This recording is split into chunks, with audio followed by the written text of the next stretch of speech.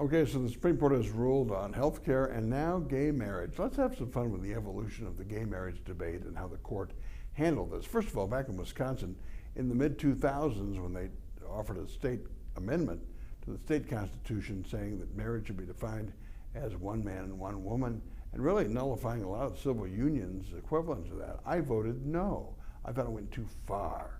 In fact, even in 2004, the strong language in Ohio, George W. Bush thought was too harsh. Now, even then, a lot of polling numbers showed people were in favor of civil unions. We've evolved since, but the founders knew that things would change and attitudes would change.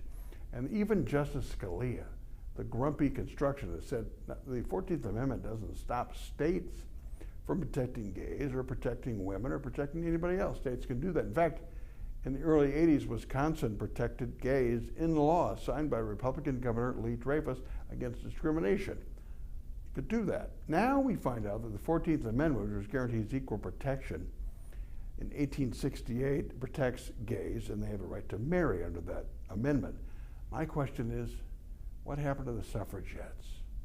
Women who had to march and protest for 100 years for the right to vote. How come the 14th Amendment didn't protect them?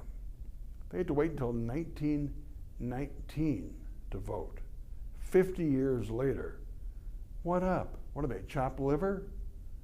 I mean, so if you're going to say the 14th Amendment protects gays and lesbians and gives them the right to marry under the 14th Amendment, how come we didn't protect women, giving them the right to vote? I can't quite figure that out. If we had a vote today on the same amendment we voted on in the mid-2000s, I'm sure gay marriage would survive, or at least the vote would be much, much closer. In fact, polls show that people under 30, it's like 80% are in favor of gay marriage.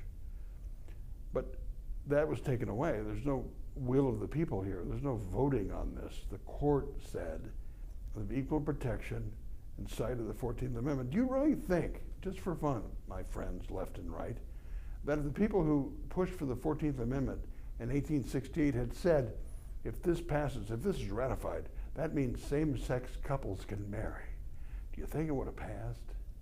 Food for thought on this Monday. My 2 cents, my 2 minutes are brought to you by Edge Construction and Capital Consultants, Bill McCoshen and lobbyists who get things done in a hurry downtown. Capital Consultants. We can argue about this and more topics tomorrow morning on 92.1 FM at 8 o'clock. See you then.